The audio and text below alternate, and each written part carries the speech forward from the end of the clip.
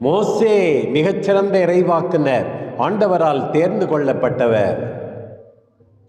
மோசேயின் சகோதரர் ஆரோன், சகோதரி மிரியம்.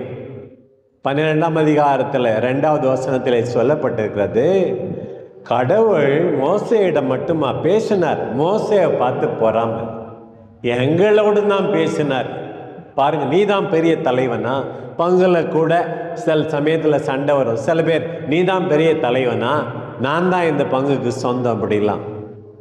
உடனே என்ன ஆச்சு தெரியுமா? மோசேயினுடைய சகோதரி மிரியமுக்கு தொழுநோய், குஷ்டரோகம் வந்தது. பாருங்க, பொறாமையினால மோசேக்கு எதிராக நீங்கள் எப்படி பேச துணிந்தீர்கள் அப்படின்னு. அதே போல் நீங்கள் கேள்விப்பட்டிருப்பீங்க, தாவீதை பற்றியும் சவுலை பற்றியும்.